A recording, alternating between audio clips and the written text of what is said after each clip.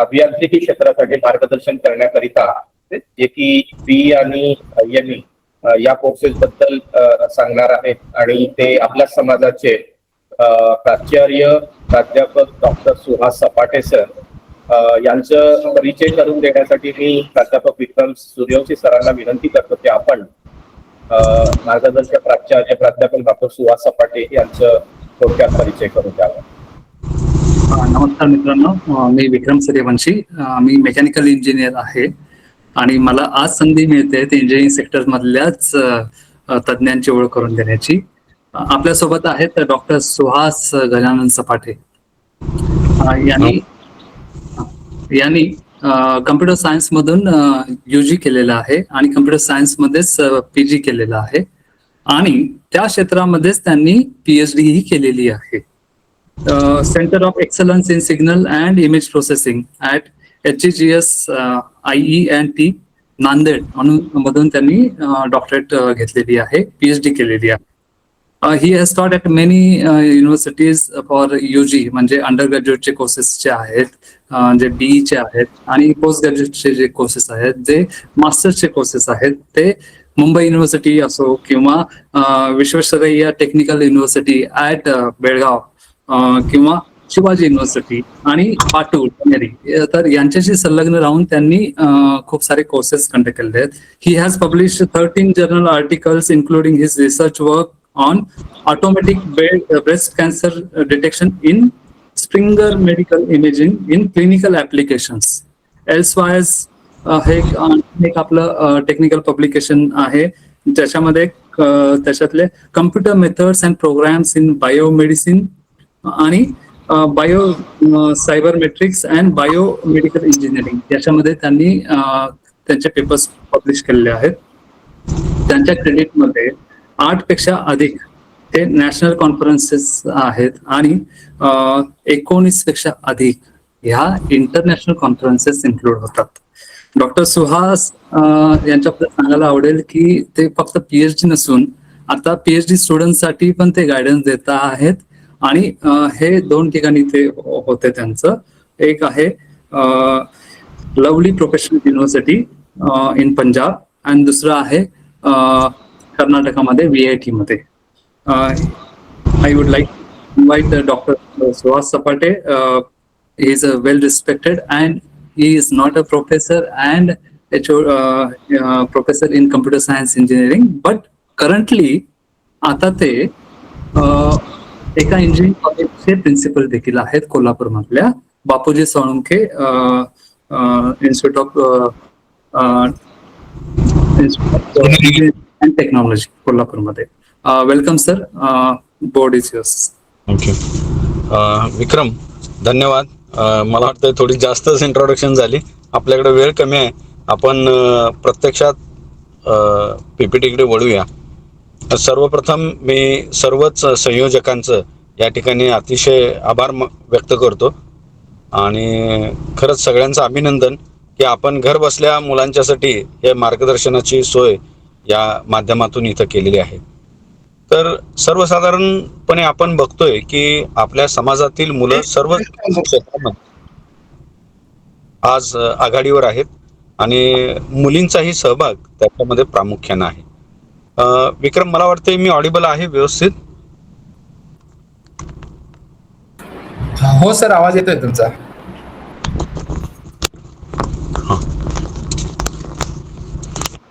तर सर्वसाधारणपणे आपल्या महाराष्ट्रातील बुरुड समाजातील बरीच मुलं व्यावसायिक शिक्षण क्षेत्राकडे आज वळतायत आणि अभियांत्रिकी अर्थात इंजिनिअरिंग हे त्यातलं एक खूप महत्त्वाचं असं अभ्यासक्रमाचं क्षेत्र आहे. आणि या क्षेत्रामध्ये आपण बघितलं तर 2 प्रवाह आपल्याला दिसून येतात. एक म्हणजे 10वी नंतरनं आपल्याला डिप्लोमा इन इंजिनिअरिंग करता येतं आणि दुसरा 12वी सायन्स केल्यानंतरनं आपल्याला पदवी अभ्यासक्रमाकरता म्हणजे डिग्री इंजिनिअरिंगकडे वळता येतं. तर हे 2 प्रमुख प्रवाह आहेत. मी दोन्ही प्रवाह अगदी थोडक्या वेळेत कव्हर करतोय. ज्या काही इथं लोकांच्या आपल्या बुरुड समाजातील बांधवांच्या विद्यार्थ्यांच्या शंका असतील त्यासाठी निश्चितपणानं आजचा वेळ कमी आहे, पण आमचा नंबर संयोजकांच्या मार्फत आपणापर्यंत पोहोचतोय आणि जरूर समाजातला एक घटक म्हणून आपल्यातल्या कुणाच्याही शंका असतील तर त्याकरता आम्ही या ठिकाणी उपलब्ध आहोत. Next please.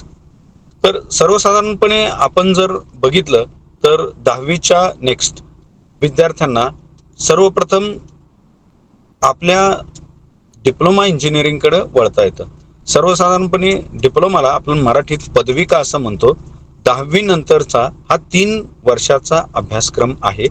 या अभ्यासक्रमाकरता महाराष्ट्रातील सर्वच डिप्लोमा इंजिनिअरिंग कॉलेजेस ही MSBT अर्थात Maharashtra state board for technical एज्युकेशननं दिलेला जो सिलेबस आहे, जो अभ्यासक्रम आहे, त्याचं पालन करतात आणि 3 वर्षांमध्ये खूप चांगल्या पद्धतीनं विद्यार्थ्यांची कौशल्य ज्ञानाबरोबरच विकसित होतात. सुदैवानं आज आपल्या इंजिनिअरिंग क्षेत्रामध्ये जे काय आपण AICTE सारख्या अपेक्स बॉडीज आहेत, म्हणजे all India council for technical education, यांनी वॉशिंग्टन अकॉर्डनुसार काही अभियंत्यांचे जी कौशल्य विकसित केली जाणार आहेत किंवा जी कौशल्य अभियंता म्हणून इंडस्ट्रीमध्ये काम करण्याकरता उपयोगी पडणार आहेत, त्या कौशल्यांचा समावेश आता आपल्या नव्या अभ्यासक्रमामध्ये करण्यात आलेला आहे आणि ही खूप महत्वाची बाब आहे.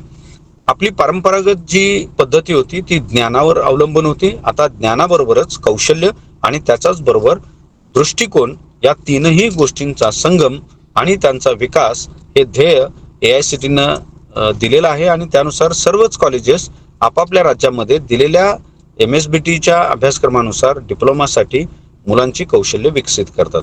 तर आपण या ठिकाणी जर बघितलं तर डिप्लोमा इंजिनिअरिंगमध्ये आपल्याला 10वी नंतरनं फक्त 10वीच्या मार्कांवर आधारित कुठलीही CET न देता आपण TT अर्थात डायरेक्टोरेट ऑफ टेक्निकल एज्युकेशनच्या कुठल्याही फॅसिलिटेशन सेंटरमध्ये म्हणजे FC सेंटरमध्ये जाऊन फॉर्म भरू शकतो. अर्थात आपली ॲडमिशन्स ही बोर्ड समाजातील SC कॅटेगरीमध्ये असतात. त्यामुळं पर्यायानं इतर ओपन पेक्षा फार कमी मेरिट SC मध्ये आपल्याला पाहायला मिळतं. अर्थातच आपण कोणत्या ब्रँचसाठी ॲडमिशन घेणार आहोत यावर ते सर्वस्वी अवलंबून असतं. आपण तसं बघायला गेलं तर आमच्या इथं doctor Bapuji Salunkhe institute of engineering and टेक्नॉलॉजीचा विषय घेतला तर कम्प्युटर सायन्स अँड इंजिनिअरिंग ओपनमध्ये साधारण 92% क्लोज झालं होतं. त्याच्यानंतर AIML 94 क्लोज झालं होतं आणि SC मध्ये हाच आकडा साधारण कम्प्युटर सायन्स 85 क्लोज झालं होतं आणि AIML 87 क्लोज झालं होतं. म्हणजे यावर ट्रेंडिंग ब्रँच ज्या आहेत त्या ज्या ट्रेंडिंग ब्रँचमध्ये आपल्याला ॲडमिशन पाहिजे, ज्या कॉलेजमध्ये ॲडमिशन पाहिजे त्या कॉलेजनुसार आपला जो गुणक्रमांक आहे तो बदलत जातो आणि मग सर्वसाधारणपणे कट ऑफ नावाचा प्रकार असतो. मागच्या वर्षी SC कॅटेगरीमध्ये एखाद्या कॉलेजमध्ये एखाद्या ब्रँचला किती मार्कांना प्रवेश मिळाला होता त्या अनुसार आपण आपला प्राधान्यक्रम ठरवू शकतो आणि तो ठरवायचा असतो. विक्रम नेक्स्ट प्लीज. सर्वसाधारणपणे 10वी नंतरनं खूप चांगल्या पद्धतीची आपल्याला अभ्यासक्रम या ठिकाणी MSBTनं दिलेला आहे. तो खूप सोपा असा अभ्यासक्रम आहे आणि याच्यामध्ये आपल्याला फक्त 10वी इतकीच पात्रता अपेक्षित आहे. दुसरी कुठलीही पात्रता याच्यामध्ये नाही. मेरिट फक्त आणि फक्त 10वीच्या मार्क्सावर अवलंबून आहे आणि हे मार्क्स जे आहेत ते मी मगाशी सांगितल्याप्रमाणे आपल्याला ट्रेडनुसार कॉलेजनुसार बदलतात. आपल्या भागामध्ये सर्वसाधारणपणे जे काही चांगले कॉलेजेस असतात, अर्थात चांगलं कॉलेज कोणतं तर ज्या ठिकाणी पायाभूत सुविधा ह्या चांगल्या आहेत, ज्या ठिकाणी डॉक्टर सर्व शिक्षक चांगले. Doctor, sorry to disturb you. Dr. Lakde is going to cover this on diploma. नाही, त्यांच्याकडे मला वाटते आपण हे दिलेलं आहे हॉस्टेल आणि फॅसिलिटीज सगळ्या. मी हे फास्ट कव्हर करतो. Okay. तर डिप्लोमा करता आपल्याकडे पुन्हा बऱ्यापैकी सगळ्या बेसिक ब्रँचेस आहेत. त्याच्यामध्ये civil engineering, mechanical engineering, electrical engineering, computer engineering, AIML आणि ऑटोमोबाईल इंजिनिअरिंग या फेमस ब्रँचेस आहेत ज्या माध्यमातून आपल्याला डिप्लोमा पूर्ण करता येतो. सर्वसाधारणपणे जे लोक डिप्लोमा कंप्लीट करतात त्यामध्ये 3 पर्याय असतात. तर हॅलो, हा सुहास. लकडे सर बोला. करा कंटिन्यू करा. तुम्ही कव्हर करणार असाल तर मी हे स्किप करतो. नको करा डझन काय प्रॉब्लेम नाही. ओके. वन तर एंड सर्वसाधारण होऊन जाऊ दे. हा. तर डिप्लोमा नंतरनं सर्वसाधारणपणे मुलं 3 गोष्टी स्वीकारू शकतात. एक म्हणजे त्यांना नोकरीची चांगली संधी उपलब्ध असते. दुसरी गोष्ट म्हणजे एक स्वतःचा व्यवसाय ते उभा करू शकतात. आणि तिसरी महत्वाची गोष्ट जिथं जास्तीत जास्त लोक जातात ते म्हणजे डिग्री अभ्यासक्रमाकरता डायरेक्ट सेकंड इयरला त्यांना पदवी अभ्यासक्रमामध्ये प्रवेश मिळतो. अर्थात तो पण डिप्लोमाच्या मार्क्सवर अवलंबून असतो. तर ट्रॅडिशनल ब्रँचेसमध्ये जास्त लोक या ठिकाणी प्रेफर करतात.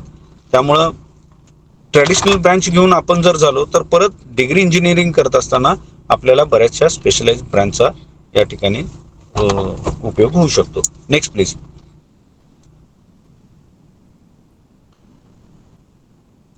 सर्वसाधारणपणे ह्या आपल्या समोर ज्या दिसत आहेत ह्या बेसिक ब्रांचेस आहेत. त्याच्यामध्ये मी मगाशी सांगितल्याप्रमाणे civil engineering, mechanical engineering, electrical engineering, computer engineering, AIML engineering, automobile engineering या प्रेफर केलेल्या ब्रांचेस आहेत.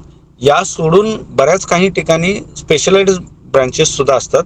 पण परत या स्पेशलाइज ब्रांचेसचा प्रॉब्लेम असा होतो की परत तुम्हाला डिग्री करता स्पेशलायझेशनमध्ये त्याच ब्रांचमध्ये म्हणजे गेला तर फायदा होतो. अर्थात डिप्लोमा नंतरनं कुठूनही कुठल्याही ब्रांचला जाण्याची मुभा आता MSBTनं आणि DTनं आपल्याला उपलब्ध करून दिलेली आहे.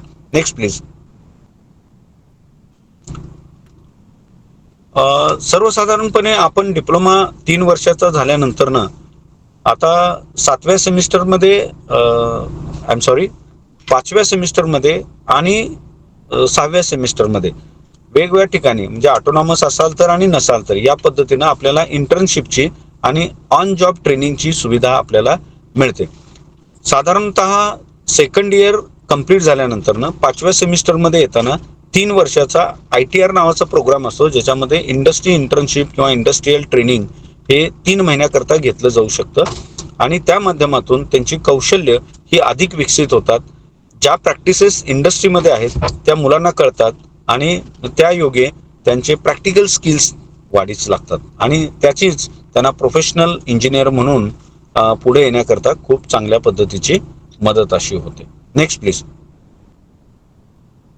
तर डिप्लोमा सर्वसाधारणपणे प्रॅक्टिकल नॉलेजवर खूप चांगला भर दिला जातो आणि त्यामुळं डिप्लोमा इंजिनियर्स आज जर आपण इंडस्ट्रीची परिस्थिती बघितली तर सगळ्यात जास्त डिप्लोमा इंजिनियर्स विशेषतः इलेक्ट्रिकल, सिव्हिल, मेकॅनिकल, ऑटोमोबाईल हे प्रेफर केले जातात.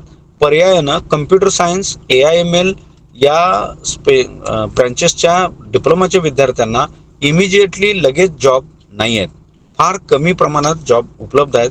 त्यामुळं ज्या मुलांना कम्प्युटर सायन्स, AIML या ब्रँचेसमध्ये डिप्लोमा करायचा आहे त्यांनी परत डिग्री करावी लागणार हे लक्षात ठेवून डिप्लोमा कम्प्युटर किंवा डिप्लोमा AIML ला ऍडमिशन घ्यायचं आहे. Next please. अर्थात सगळ्याच क्षेत्रामध्ये असल्यासारखं बऱ्याच जिल्ह्याच्या ठिकाणी विशेषतः जिल्ह्याच्या केंद्रात गव्हर्नमेंट इंजिनिअरिंग कॉलेजेस आहेत जिथं या डिप्लोमा करताचं सगळ्यात जास्त मेरिट लागतं आणि त्या खालोखाल इतर आपल्या जिल्ह्यातील प्रायव्हेट कॉलेजेस असतात जिथं आपण जाऊन ऍडमिशन घेऊ शकतो. परत फॅसिलिटेशन सेंटर म्हणजे FC सेंटर्स असतात. या सेंटरमध्ये आपण संपर्क केल्यानंतर आपला फॉर्म भरला जातो. त्याचं वेळापत्रक DTनं दिलेलं असतं. त्या वेळापत्रकानुसार सगळ्या गोष्टी संचलित होत असतात आणि त्या वेळा आणि वेळापत्रक आपण पाळली तर शक्यतो आपल्याला ऍडमिशन घ्यायला काही अडचण येत नाही. Next please. आणि आता डिप्लोमाची जी ऍडमिशन सुरू होणार आहेत त्याचं वेळापत्रक साधारणपणे आम्ही बुरुड समाजाच्या सर्वच ग्रुपमध्ये सातत्यानं पाठवत राहणार आहोत. कृपया सर्व विद्यार्थ्यांना आणि पालकांना विनंती आहे की ही जी ऍडमिशनची वेळापत्रकं असतात ही सगळी वेळापत्रकं मग ती ऍडमिशन्स डिप्लोमा इंजिनिअरिंगची असोत, डिग्री इंजिनिअरिंगची असोत, ॲग्रिकल्चरलमध्ये असोत, मेडिकलमधले असोत, कुठल्याही क्षेत्रातले ऍडमिशन्स असोत, प्रवेश प्रक्रिया असोत, त्या सर्वच प्रवेश प्रक्रियांची माहिती आम्ही वेगवेगळ्या माध्यमातून सर्व पालकांना, बुरुड समाजाच्या सर्व विद्यार्थ्यांना आम्ही या ठिकाणी देणार आहोत. तर आपण सर्वसाधारणपणे डिप्लोमाच्या नंतरनं खूप चांगली संधी आपल्याला इंडस्ट्रीमध्ये उपलब्ध आहे. खूप साऱ्या इंडस्ट्रीज डिप्लोमाची मुलं होतकरू असल्यामुळं प्रॅक्टिकल नॉलेज जास्त असल्यामुळं प्रेफर केली जातात. सर्वसाधारणपणे त्यांना 20,000 पासून ते खूप चांगल्या पगारापर्यंतच्या नोकऱ्या मिळू शकतात. माझ्या कॉलेजमध्ये मी दुबईच्या एका कंपनीमध्ये माझ्या 7 विद्यार्थ्यांना 11.2 लाखाच्या पॅकेजमध्ये अवघ्या 19व्या वर्षात प्लेस केलेलं आहे. आणि बऱ्याचशा ठिकाणी अशी जी मुलं आहेत, जी होतकरू आहेत, चांगले आहेत, किंवा ज्या संस्था चांगल्या आहेत, ते चांगले प्रयत्न करून त्यांच्या विद्यार्थ्यांना अगदी चांगल्या पॅकेजवर सुद्धा वेगवेगळ्या कंपन्यांमध्ये पाठवतात. मी सांगितल्याप्रमाणे आता माझ्याकडची मुलं दुबईत जात आहेत. 11.2 अर्थात 95,000 प्रति महिना इतका पगार घेऊन ते जात आहेत आणि अवघ्या 19व्या वर्षी जात आहेत. म्हणजे आपली कौशल्य जर आपण चांगली विकसित केली, आपलं ॲप्टिट्यूड जर चांगला असेल, तर निश्चितपणानं डिप्लोमा झाल्यानंतर सुद्धा नोकरीच्या खूप चांगल्या संधी सर्वत्र उपलब्ध आहेत. म्हणजे प्रत्येक जिल्ह्याच्या ठिकाणी या नोकऱ्या सगळ्यांना उपलब्ध आहेत. Next please. मी सांगितल्याप्रमाणे एंटरप्रेन्योरशिप म्हणजे आपल्याला उद्योजक म्हणून सुद्धा डिप्लोमा करून उभारता येतं. शासनाच्या वेगवेगळ्या सुविधा याच्यासाठी आहेत आणि डिप्लोमा झाल्यानंतर ना ते या ठिकाणी इलिजिबल होतात. आणि म्हणून शासनाकडून सुद्धा खूप चांगल्या पद्धतीचं प्राधान्य एंटरप्रेन्योरशिप म्हणून, स्टार्टअप म्हणून जर कोण करणार असेल तर तिथं सुद्धा चांगल्या संधी आपल्याला उपलब्ध आहे. Next please. तसं आपण जर बघितलं तर आपल्या आसपास बऱ्याचशा इंडस्ट्री ज्या आहेत, या सगळ्या डिप्लोमाच्या मुलांना प्रेफर करताना दिसत आहेत.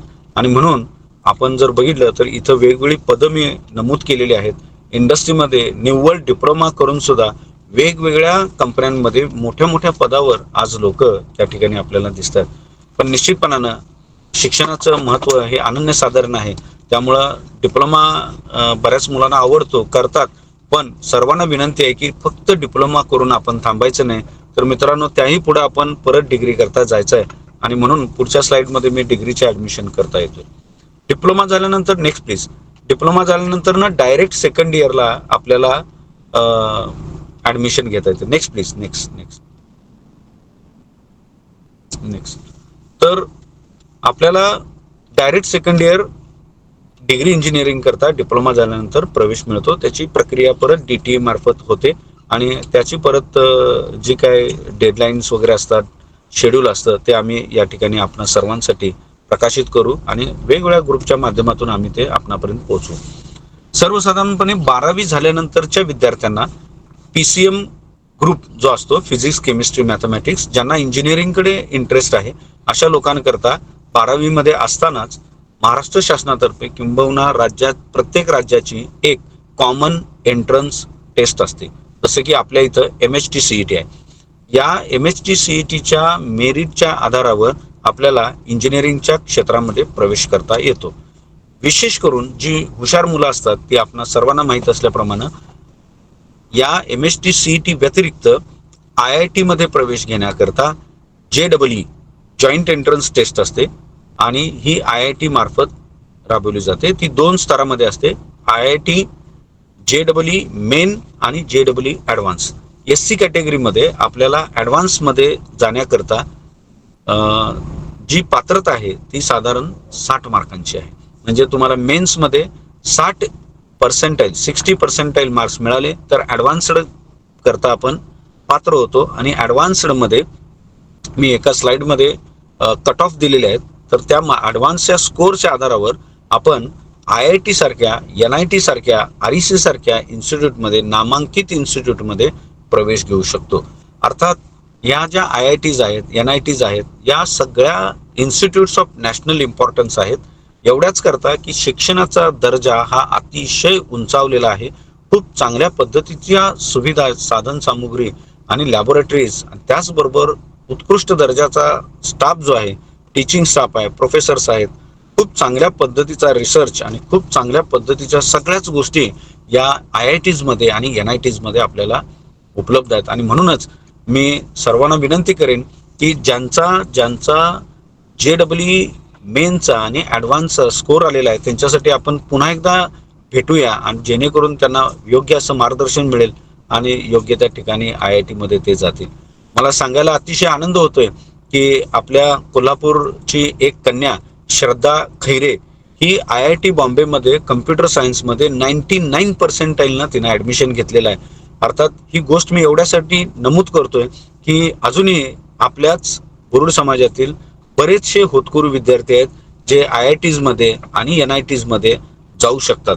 निश्चितपणानं या मंचाच्या माध्यमातून आम्ही या IITs मध्ये आणि NITs मध्ये विद्यार्थ्यांना जाण्याकरता ज्या काही म्हणून अडचणी येतील त्या सगळ्या अडचणींवर मात करायला संपूर्ण समाज या विद्यार्थ्यांच्या पाठीशी राहील याची मी या ठिकाणी आपणास खात्री देतो.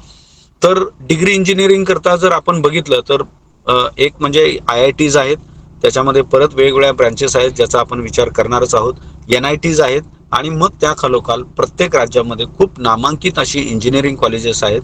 आणि या इंजिनिअरिंग कॉलेजमध्ये, चांगल्या इंजिनिअरिंग कॉलेजमध्ये आपल्या बुरुड समाजातील लोकांना प्रवेश मिळावा याकरता आम्ही खूप प्रामाणिकपणानं प्रयत्न करणार आहोत. ज्या म्हणून लोकांना काही अडचण येतील त्यांनी आमच्याशी संपर्क साधून घ्यायचा आहे. Next please. तर आपण सर्वसाधारणपणे इंजिनिअरिंग मध्ये बघितलं तर एक इंजिनिअरिंगची पात्रता आहे, ती पात्रता आहे आपली 12वी सायन्स आणि त्याचे PCM marks. Physics, chemistry, mathematics या ग्रुपमध्ये सर्वसाधारणपणे 40% गुण आपल्याला प्राप्त झाले आणि जो काय आपला CETचा स्कोर असेल तो जर असेल तर आपण म्हणजे नॉन झिरो स्कोर आपण असं त्याला म्हणतो, इंजिनिअरिंग मध्ये प्रवेश घेऊ शकतो. सर्वसाधारणपणे इतर सगळ्या क्षेत्रापेक्षा इंजिनिअरिंग मध्ये प्रवेश क्षमता ही तुफान आहे, म्हणजे खूप आहे. जवळपास 1.25 लाख विद्यार्थी या परीक्षांना बसतात आणि खूप 80,000 पेक्षा जास्त आपली कॅपॅसिटी या डिप्लोमा इंजिनिअरिंगसाठी आहे आणि जवळपास 1 लाख प्लस आता इंजिनिअरिंगची आपली प्रवेश क्षमता आहे. त्यामुळं मागेल त्याला प्रवेश अशी परिस्थिती आज इंजिनिअरिंग मध्ये आहे.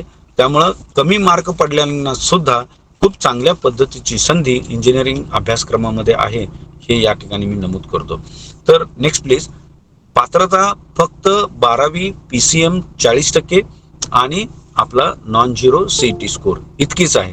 तर आपण सर्वसाधारणपणे जर विचार केला तर काही इंजिनिअरिंगच्या ब्रांचेस ज्या आहेत त्या पॉप्युलर ब्रांचेस म्हणून ओळखल्या जातात. या सगळ्या ब्रांचेस ज्या आहेत यांना परत आपण 2 विभागामध्ये टाकलेलं आहे, एक ट्रॅडिशनल ब्रांचेस आणि एक non traditional branches. Traditional branches मध्ये civil engineering, mechanical engineering, electrical engineering ह्या कोर ब्रांचेस आहेत. या व्यतिरिक्त computer science and engineering, artificial intelligence, data science, त्याच्यानंतर electronics engineering, electronics and telecommunication, electronics आणि कम्प्युटर, केमिकल इंजिनिअरिंग, खूप साऱ्या ब्रांचेस आहेत. आणि नॉन ट्रेडिशनल मध्ये आजकाल बायोसायन्सेस आहेत, बायोटेक्नॉलॉजी आहे, पेट्रोकेमिकल्स आहेत, खूप सारे इंजिनिअरिंग्स आहेत. म्हणजे आपण जर बघायला गेलो तर आपल्या जीवनाच्या प्रत्येक कोपरा इंजिनिअरिंग आणि इंजिनिअरिंगच्या प्रॉडक्ट्स आणि इंजिनिअरिंगच्या सर्व्हिसेसनं भरलेला आहे. त्यामुळे इंजिनिअरिंग मध्ये खूप ब्रांचेस आहेत, इतक्या ब्रांचेस आहेत तुम्ही यू जस्ट कॅन इमॅजिन की तू कल्पना करू शकत नाही, इतक्या सगळ्या ब्रांचेस आहेत. फक्त त्या सगळ्या ब्रांचेस सगळ्या ठिकाणी उपलब्ध नाहीत. सर्वसाधारणपणे 5 ते 6 ब्रांचेस एका इंजिनिअरिंग कॉलेजमध्ये असतात आणि त्याच्यामध्ये मोस्ट कॉमन ज्या ब्रांचेस आहेत त्या civil, electrical, mechanical, computer, electronics आणि टेलिकम्युनिकेशन या 5-6 ब्रांचेस कॉमन आहेत. या व्यतिरिक्त बऱ्याचशा ठिकाणी बऱ्याचशा कॉलेजेसची स्पेशलायझेशन्स आहेत. Next please. अर्थात या सगळ्याच गोष्टी पदवी अभ्यासक्रमामध्ये करत असताना आपल्याला स्थानिक क्षेत्रामध्ये त्या राज्याच्या भागामध्ये महाविद्यालयांच्यासाठी अफिलिएशनसाठी ही विद्यापीठे स्थापन करण्यात आलेली आहेत आणि बरीचशी इंजिनिअरिंग कॉलेजेस ही तिथल्या स्थानिक, उदाहरणार्थ कोल्हापूर, सांगली, साताऱ्यासाठी शिवाजी विद्यापीठ आहे. संपूर्ण महाराष्ट्रभर जर आपण विचार केला तर doctor Babasaheb Ambedkar technological university आहे, पुणे युनिव्हर्सिटी आहे, मुंबई युनिव्हर्सिटी आहे, नागपूर युनिव्हर्सिटी आहे, नॉर्थ महाराष्ट्र युनिव्हर्सिटी आहे. या क्षेत्रामध्ये अफिलिएटेड अशी इंजिनिअरिंग कॉलेजेस आहेत आणि प्रत्येक इंजिनिअरिंग कॉलेजमध्ये जी काय प्रवेश क्षमता आहे ती डिक्लेअर केली जाते, DTE तर्फे ती डिक्लेअर केली जाते आणि प्रवेश जो आहे तो DTEच्या प्रक्रियेनुसार मेरिटच्या बेसिसवर, CETच्या मार्क्सच्या बेसिसवर हा त्या ठिकाणी दिला जातो. प्रत्येकाचा स्कोर हा वेगवेगळ्या कॉलेजवर वेगवेगळा असतो आणि त्याचे कट ऑफ जे आहेत ते त्या कॉलेजच्या वेबसाईटवर दिलेले असतात. अर्थात या इंजिनिअरिंगच्या पदवी अभ्यासक्रमामध्ये आपण प्रवेश घेत असताना निश्चितपणानं आपल्याला CETचा स्कोर किती आहे आणि आपल्याला नेमकं कुठंपर्यंत जायचंय हे पाहणं खूप गरजेचं आहे. या व्यतिरिक्त सीईटी व्यतिरिक्त JEE जो मेनचा स्कोर आहे तो सुद्धा विशेष करून ग्राह्य धरला जातो आणि त्याच्यासाठी एक वेगळं 15% मेरिट आपण या सगळ्या इंजिनिअरिंग कॉलेजमध्ये लावतो. त्यामुळे ज्या मुलांचा JEE मेन्सचा स्कोर आहे आणि ज्यांना ॲडव्हान्सला जाता आलेलं नाही किंवा पात्रता फेरीमध्ये ते बाद झालेले आहेत, अशा सर्व लोकांकरता नॉर्मल इंजिनिअरिंग कॉलेजेस ही ओपन आहेत. तर या स्लाइडमध्ये मी दिलेला स्कोर आहे आणि कट ऑफ आहे. तर प्रत्येक IIT मध्ये आणि प्रत्येक NIT मध्ये एक निश्चित प्रकारचा कट ऑफ असतो, तो या ठिकाणी दिलेला आहे. तुम्ही आता वेळेच्या अभावी मी तो सगळा कट ऑफ या ठिकाणी वाचू शकत नाही, मात्र या ज्या स्लाइड्स आहेत त्या सगळ्या आपणास उपलब्ध करून दिल्या जातील. आणि SCचा सुद्धा कट ऑफ आहे. नेक्स्ट जर आपण बघितला तर JEE ॲडव्हान्सचा जसा आहे तसा SC साठीचा JEE ॲडव्हान्सचा कट ऑफ या ठिकाणी देण्यात आलेला आहे. आणि IITs आणि NITs ज्या प्रमुख आहेत त्याचा समावेश या ठिकाणी करण्यात आलेला आहे. तर विशेष करून ज्यांचा स्कोर आहे आणि ज्यांना काउन्सिलिंगची गरज आहे अशा सर्वांनी आमच्याशी संपर्क साधायला हरकत नाही. निश्चितपणानं आम्ही खूप चांगल्या पद्धतीनं त्यांना मार्गदर्शन करू. अर्थात आता डिग्री अभ्यासक्रमानंतरनं खूप चांगल्या पद्धतीच्या नोकरीच्या संधी सर्वांना उपलब्ध आहेत. आपल्याला मिळणारी नोकरीची संधी ही आपल्याला आपण अभ्यासक्रमामध्ये मिळवलेले मार्क्स, आपण घेतलेलं ज्ञान, आपण प्राप्त केलेली कौशल्य, आत्मसात केलेली कौशल्य आणि आपला एखाद्या समस्या सोडवण्याचा असलेला सकारात्मक दृष्टिकोन, या 3 गोष्टींवर तुम्हाला कोणत्या कंपनीमध्ये आणि किती पॅकेजचा जॉब मिळणार आहे हे अवलंबून असतो. त्यामुळे माझी सर्व इंजिनिअरिंगकडे जाणाऱ्या विद्यार्थ्यांना विनंती आहे की आपल्या AICTEनं आपल्याला प्रोग्राम आउटकम्स दिलेले आहेत. ही आउटकम्स म्हणजे काय आहेत की ज्या क्षमता, जी कौशल्य आपल्याला लागणार आहेत त्या सगळ्या क्षमतांचा विकास आपल्या 4 वर्षाच्या या कालावधीमध्ये होतोय का नाही ते पाहणं खूप गरजेचं आहे. ते मुलांनी पाहणं गरजेचं आहे आणि त्यांच्या पालकांनी पाहणं गरजेचं आहे. ही कौशल्य, हे ज्ञान आणि दृष्टिकोन जर आत्मसात केली तर निश्चितपणानं आपल्याला खूप चांगल्या पद्धतीची अशी नोकरीची संधी इंजिनिअरिंगच्या क्षेत्रामध्ये उपलब्ध आहेत. खूप मोठ्या मोठ्या कंपन्या आहेत आणि no bar for deserving candidate असं जे म्हटलं जातं ते इंजिनिअरिंगमध्ये लागू आहे. अक्षरशः 3 लाखापासून ते 1 कोट 1.5 कोट पर्यंतची पॅकेजेस मिळवणारी विद्यार्थी आपल्याकडे आहेत. त्यामुळं इंजिनिअरिंगमध्ये तसा स्केल हा पॅटर्न नाही आहे. म्हणजे तुमची जर कौशल्य चांगली आत्मसात झाली आणि तुमचा ध्येय चांगला असेल, तुमची ध्यास चांगला असेल तर निश्चितपणानं गुगल आणि मायक्रोसॉफ्ट सारख्या कंपन्यांमध्ये काम करणारी मुलं सुद्धा कोट्यावधीची पॅकेजेस आज मिळवताना आपण पाहतोय. Next please. तर क्लोजिंग कडे जात असताना आपल्या SC कॅटेगरीची बरीचशी मुलं आज आपण बघतोय की म्हणजे सॉफ्टवेअर इंडस्ट्रीमध्ये आहेत, पेट्रोकेमिकल इंडस्ट्रीमध्ये आहेत. आपल्या बुरुड समाजातली माणसं आज IOCL मध्ये आहेत. मला माहीत असलेली माणसं, निपाणीची माणसं BPCL मध्ये आहेत. त्याच्यानंतर विक्रम सारखा विद्यार्थी आज अशोक लेलँड मध्ये आहे. इलेक्ट्रिकलमध्ये एक्झिक्युटिव्ह इंजिनियर आपले रिटायर झालेले आहेत, राजाराम बुरुड साहेब. आता माझे दाजी सुद्धा डेप्युटी एक्झिक्युटिव्ह इंजिनियर आहेत. आपल्याकडे विक्रम सपाटे एक्झिक्युटिव्ह इंजिनियर आहेत इलेक्ट्रिकल इंजिनिअरिंग मधून. इलेक्ट्रॉनिक्स अँड टेलिकम्युनिकेशन मध्ये सुद्धा खूप नॅशनल केमिकल लॅबोरेटरीमध्ये काम केलेले आपले सूर्यवंशी साहेब आहेत, पांडुरंग सूर्यवंशी. म्हणजे खूप चांगली माणसं इंजिनिअरिंग म्हणून डेव्हलप झालेली आहेत आणि खूप चांगला विकास या सर्व लोकांनी स्वतःचा आणि त्यांच्या कुटुंबाचा आणि पर्यायानं समाजाचा केलेला आहे. तर निश्चितपणानं अभियांत्रिकीमध्ये आज खूप चांगल्या संधी उपलब्ध आहेत. वेळेच्या अभावी सगळ्याच गोष्टी या ठिकाणी सांगणं म्हणजे शक्य नाही आहे. तथापि आम्ही लवकरच एक सिरीज पण घेऊन येतोय. म्हणजे एखादा दिवस कदाचित फक्त इंजिनिअरिंग, एखादा दिवस मेडिकल असं आम्ही करतोय. Next please. तर आपली बरीचशी मंडळी सॉफ्टवेअरमध्ये सुद्धा आहेत. या खूप साऱ्या चांगल्या कंपन्या सॉफ्टवेअरच्या आज आपल्या ठिकाणी उपलब्ध आहेत. खूप चांगली, आपण आज महाराष्ट्रात असल्या कारणानं मुंबई असेल, पुणे असेल, आपल्याला अप्रोचेबल आहे. त्यामुळे खूप चांगली मुलं आज समाजातली सुद्धा या सॉफ्टवेअर इंडस्ट्रीमध्ये आहेत. Next please. आपण बघतोय की कोर इंजिनिअरिंगसाठी गव्हर्नमेंटच्या सुद्धा खूप पब्लिक सेक्टर अंडरटेकिंग अशा कंपन्या आहेत जिथं अभियांत्रिकीच्या सर्वच अंडरग्रॅज्युएट स्टुडंट्सना संधी आहे.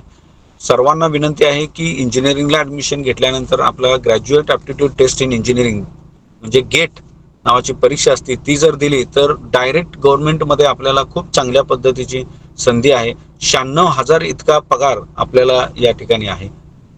नेक्स्ट,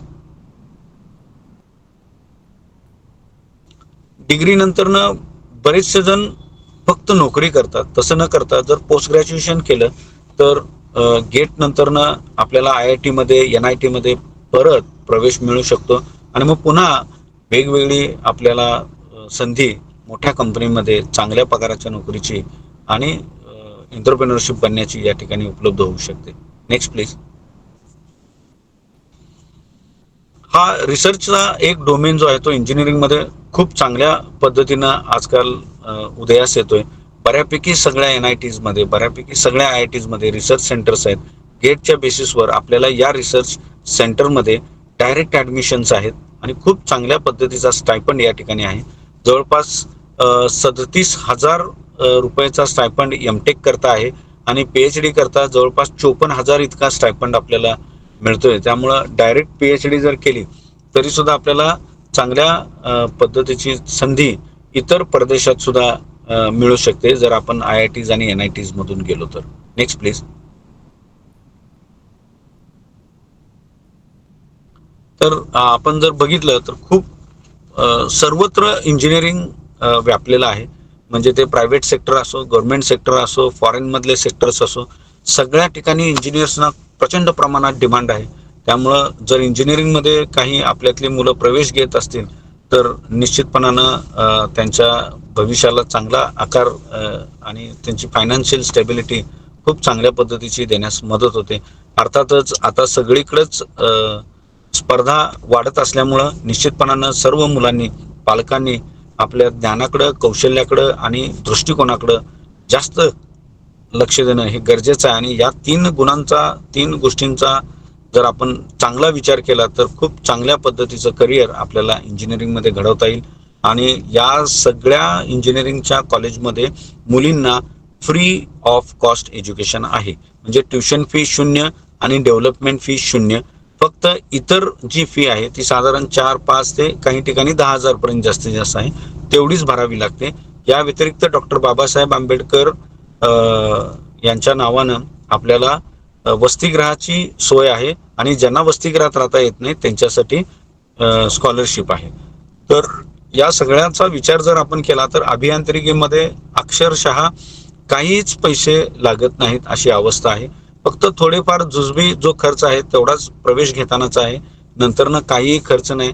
त्यामुळे अतिशय कमी अशा पैशामध्ये आपण या इंजिनिअरिंगमध्ये प्रवेश घेऊ शकतो. Next please. तर मला वाटतंय आपल्या म्हणजे वेळ कमी आहे पण स्टार्टअपच्या सुद्धा खूप संधी आहेत आणि शासनाकडून त्याला इंजिनियर झाल्यानंतरनं खूप चांगल्या पद्धतीचं मार्गदर्शन आहे. बँका आहेत, खूप BYST सारख्या आज काही NGOs आहेत ज्या आपल्याला स्टार्टअपमध्ये सुद्धा मदत करतात. Next please.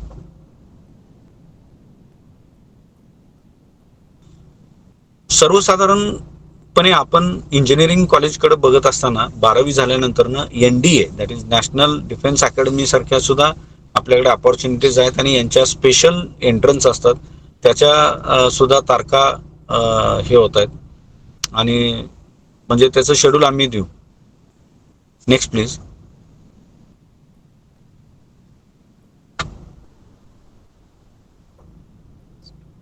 नेक्स्ट. मला वाटतंय या ठिकाणी माझं वेळ संपलेला आहे, मी थांबतोय.